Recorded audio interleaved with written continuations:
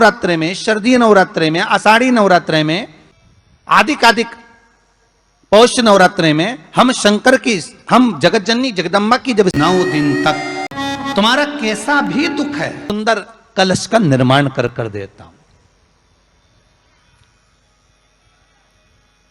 दुनिया का रचनाकार, दुनिया की रचना करने वाले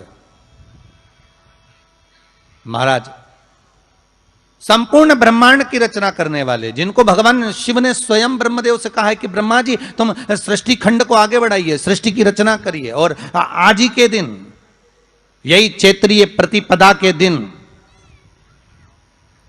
यही इसको कहते हैं नया संवत्सर, नया वर्ष। हिंदू धर्म में क्यों कहा जाता है? आज ही के दिन ब्रह्मा जी ने महाराज सृष्टि की रचना करना प्रारंभ करा था। आज ही के दिन भगवान शिव और ब्रह्मा का संवाद हुआ था। सीधे भगवान शंकर ब्रह्मदेव के पास जाकर बोले थे, हे ब्रह्मदेव आप सृष्टि की रचना करिए। तो ब्रह्मा जी ने पूछा था, सारे नक्षत्र आपने बनाए, सारे दिन आपने बनाए, सारी घड़ियां आपने बनाई, सारा पल आपने बनाया, मनुष्य की श्वास गिनती, काउंटिंग, अर्थात मनुष्य के शरीर की रोमावली, ये सब आपने निश्चित करी है। तकलीफें दूर हट जाती है। नवरात्रे का मतलब क्या होता है? में शारदीय नवरात्रे में, आषाढ़ी नवरात्रे में, आदिक पौष नवरात्रे में हम शंकर की, हम जगत जननी जगदम्बा की जब स्थापना करते हैं, या हम नूतन घर का प्रवेश करते हैं, या गणेश जी की स्थापना करते हैं, या कोई दुकान को प्रवेश करते हैं, या कोई शुभ कार्य करने के लिए अग्रण्य होते हैं, तो हम कलश की स्थापना क्यों करते हैं? आज शिव महापुराण में शुरुआत में अपन शिव और पार्वती की यही संवाद को लेकर चलते हैं।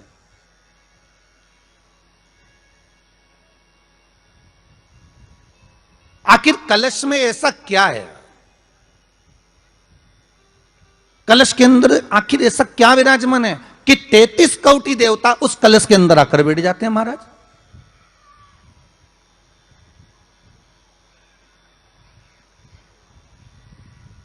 आप कोई यज्ञ करने जा रहे हो, आप कोई पोथी पुराण करने जा रहे हो, आप कोई अच्छा कार्य करने जा रहे हो, तो ब्राह्मण देवता कह देते कलश की स्थापना होगी, कलश की शोभा यात्रा निकलेगी, कलश यात्रा निकलेगी, कलश विराजमान होगा।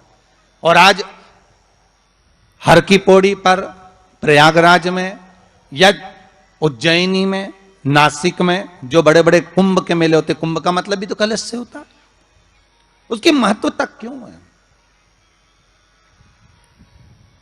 उस कुंभ की, उस घड़े की महत्वता कहां से प्रकट हो गई? शिव महापुराण की कथा कहती है महाराज, भगवान औघड़दानी शंकर स्वयं आद्य शक्ति जगदम्बा से कहते हैं कि जगदम्बा तू क्या चाहती है बोल। तो जगत जननी जगदम्बा कहती है कि जहां मैं हूं वहां शंकर है। ये आपने कह दिया, पर जहां शंकर है वहां पार्वती का होना जरूरी है। उसके लिए सिद्ध करने के लिए एक स्थान ऐसा बनाया जाए जहां पर शंकर विराजमान है और शंकर के साथ पार्वती विराजमान है। तो शिव जी ने कहा, पार्वती उसके लिए मैं तुझे एक सुंदर कलश का निर्माण कर देता हूं। दुनिया का रचनाकार, दुनिया की रचना करने वाले महाराज, संपूर्ण ब्रह्मांड की रचना करने वाले, जिनको भगवान शिव ने स्वयं ब्रह्मदेव से कहा है कि ब्रह्मा जी तुम सृष्टि खंड को आगे बढ़ाइए, सृष्टि की रचना करिए। और आज ही के दिन, यही चैत्रीय प्रतिपदा के दिन, यही इसको कहते हैं नया संवत्सर, नया वर्ष। हिंदू धर्म में क्यों कहा जाता है? आज ही के दिन ब्रह्मा जी ने महाराज सृष्टि की रचना करना प्रारंभ करा था। आज ही के दिन भगवान शिव और ब्रह्मा का संवाद हुआ था। सीधे भगवान शंकर ब्रह्मदेव के पास जाकर बोले थे, हे ब्रह्मदेव आप सृष्टि की रचना करिए। जो आज गुप्त नवरात्रे प्रारंभ हुए हैं, तो ब्रह्मा जी ने पूछा था, सारे नक्षत्र आपने बनाए, सारे दिन आपने बनाए, सारी घड़ियां आपने बनाई, सारा पल आपने बनाया, मनुष्य की श्वास गिनती, काउंटिंग, अर्थात मनुष्य के शरीर की रोमावली, ये सब आपने निश्चित करी है। उसको बोने का कारण क्या है? केवल कोई कहे कि हम ठाकुर जी को भजते हैं, भगवान कृष्ण को भजते हैं, कोई कहे हम तिरुपति बालाजी को, नारायण को भजते हैं, कोई कहता है कि हम हरि विट्ठल को, पांडुरंगा को भजते हैं, हमारे यहाँ हाँ हम इनको भजते हैं तो जवारे नहीं बोते। ना ना, पुष्टि मार्गी है, ठाकुर जी की सेवा करने वाला है, उसके यहाँ भी ये 9 दिन जवारे बोए जाते हैं। रामानुज संप्रदाय से जुड़ा हुआ है, नारायण की पूजन कर रहा है, उसके घर में भी जवारे बोए जाते हैं। पांडुरंगा हरि विट्ठल की उपासना कर रहा है, उसके घर में भी जवारे बोए जाते हैं। जवारे का महत्व हमारे यहाँ शास्त्र कहता है। क्या महत्व है उसका, क्या फल है उसका? महाराज,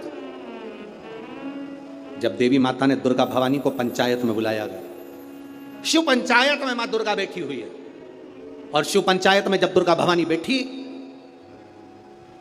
उपद्रवियों ने उपद्रव मचाया, अहंकारियों ने अहंकार मचाया, असुरों ने, राक्षसों ने हाहाकार मचाना प्रारंभ करा। तब उस समय पर देवाधिदेव महादेव माता पार्वती को देखकर, दुर्गा भवानी को देखकर मुस्कुरा रहे थे। केवल शिव मुस्कुरा रहे हैं, पार्वती को देखकर, दुर्गा भवानी को देखकर, मां जगत जननी को देखकर केवल मुस्कुरा रहे हैं। तब देवता सूर्य नारायण ने भगवान शिव जी को देखकर हाथ जोड़कर प्रार्थना करी। भास्कर देव बोले, सूर्य नारायण बोले, बाबा मेरे मन के संशय को मिटा दीजिए। शिव जी ने पूछा क्या काम है, बोलो क्या चाहते हो?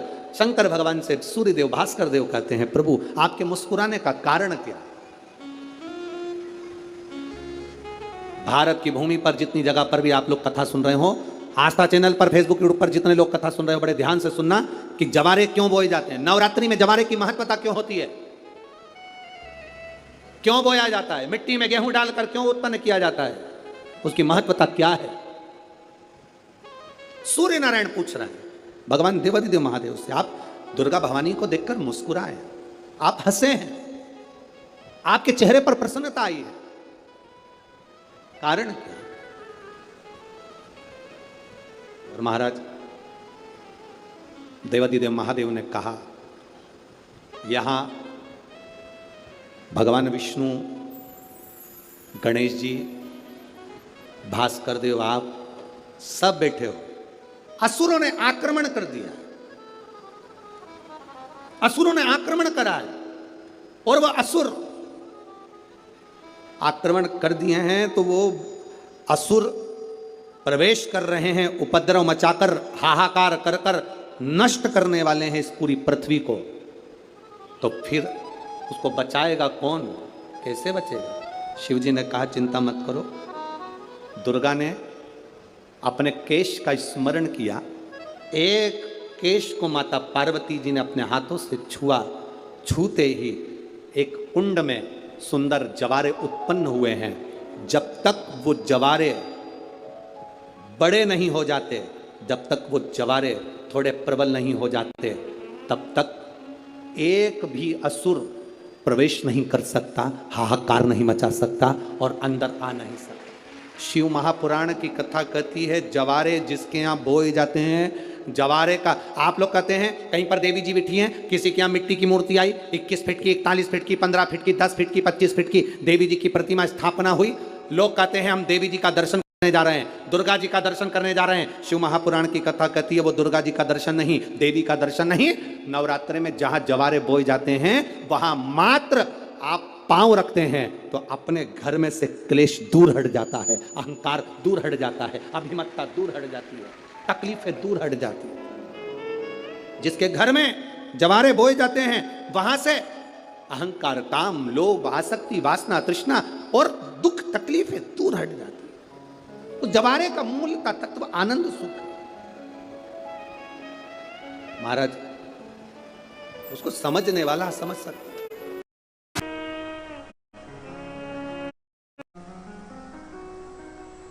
नवरात्रि का मतलब क्या होता है?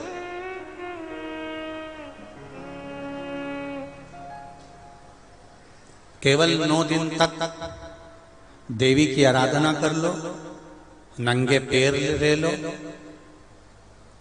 थोड़ा सा साबूदाना का फरियाल कर लो, मोरधन, चिप्स, पापड़ ये खा लो, या किसी देवी जी के मंदिर में जाकर नंगे पैर झंडा उठा के, ध्वजा उठा के, चुंदड़ी पकड़ के माता जी के मंदिर तक चले जाओ। क्या केवल नवरात्रि का मतलब यही है? या फिर कहीं गरबा हो रहा हो तो गरबे में चले जाओ। क्या नवरात्रि का मतलब केवल यही है?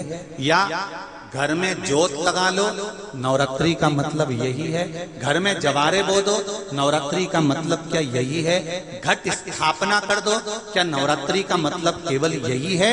अगर नवरात्रि का मतलब जानना है तो आपके मन में एक विचार होना चाहिए कि ये नवरात्रि केवल घट स्थापना के लिए नहीं होती है, ये नवरात्रि हमारे भीतर एक नारी के सम्मान के लिए प्रकट होती है कि नारी का सम्मान कैसे होना चाहिए।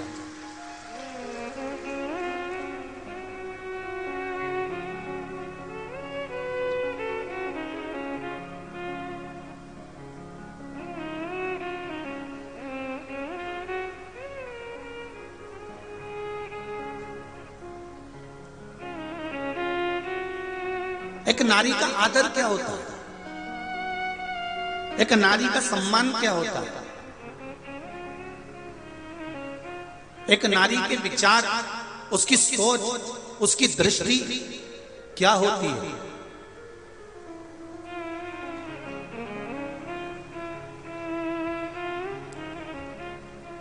पिता और माता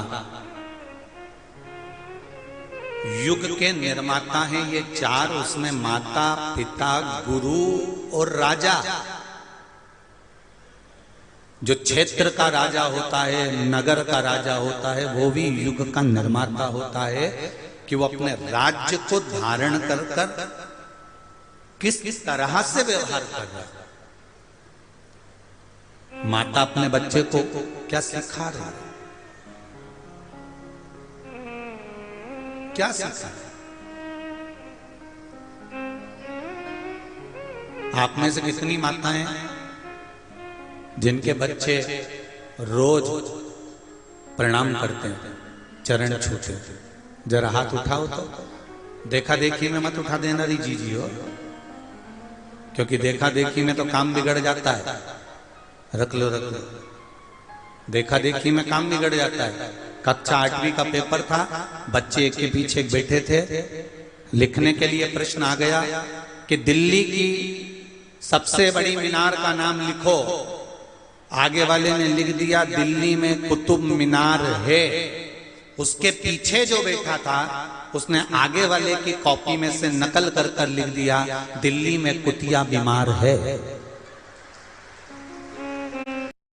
श्री शिवाय नमस्तुभ्यम। स्वागत है आप सभी का आपके अपने चैनल में, इवांश प्रजापति में। ये जो चैनल है मैंने इस पर्पज से बनाया है कि पंडित प्रदीप मिश्रा जी की कथाएं डालती हूँ, उनकी कथा का सार डालती हूँ और उपाय डालती हूँ और भक्ति भाव की भावनाएं फैलाती हूँ। और आपको ये वीडियो अच्छी लगी तो उसको लाइक कीजिए, मेरे चैनल को सब्सक्राइब कीजिए, कमेंट बॉक्स में हर हर महादेव, जय श्री महाकाल या श्री शिवाय नमस्तुभ्यम लिखना ना भूले। गुरु जी का कहना है कि मात्र श्री शिवाय नमस्तुभ्यम लिखने, सुनने, बोलने से हमें 1000 अश्वमेध यज्ञों के फल की प्राप्ति होती है, हमारे पाप कम होते हैं और कष्ट दूर होते हैं। आप यदि श्री शिवाय नमस्तुभ्यम कमेंट बॉक्स में लिखते हैं और आपका श्री शिवाय नमस्तुभ्यम कोई पढ़ता है या आपके देखा देखी भी कोई कमेंट बॉक्स में श्री शिवाय नमस्तुभ्यम लिखता है तो उसका 10% फल की प्राप्ति आपको होती है। तो अभी जो चल रहे हैं गुप्त नवरात्रे चल रहे हैं, तो इसमें है गुप्त नवरात्रि का उपाय। गुरुजी ने बताया है कि जवारे बोने का तात्पर्य क्या होता है, जवारे क्या होते हैं और कलश स्थापना करने से क्या फल प्राप्त होता है और नवरात्रि का अर्थ होता क्या है। ये जो चल रही है गुप्त नवरात्रि चल रही है, तो आप ये वीडियो अच्छी लगी तो उसको लाइक ज़रूर करें। और इस गुप्त नवरात्रि आप एक उपाय कर सकते हैं। आप 9 दिन का पूरा एक बनाइए, नियम बनाइए कि हमें नवरात्रि में पूरे 9 दिन यह उपाय करना है। उपाय बहुत ही सरल है। आपको माता जी का नाम लेके, हेमवती माता जी का नाम लेके एक बेलपत्र महादेव के ऊपर अशोक सुंदर के स्थान पर समर्पित करना है। और यदि आप मंदिर नहीं जा सकते हैं तो आप अपने घर में ही वहाँ उपाय कर सकते हैं। अपने घर में जो शिवलिंग होते हैं उनके ऊपर बेलपत्र रख के अपनी मनोकामना बोल के 1 लोटा जल चढ़ाकर यह उपाय कर सकते हैं। और यदि आपके पास ऐसा भी नहीं हो तो बेलपत्र का वृक्ष हो, वहाँ पर भी आप ये उपाय कर सकते हैं, गुरुजी ने बताया है। तो आपको ये वीडियो अच्छी लगी हो तो प्लीज़ इसको लाइक कीजिए। धन्यवाद।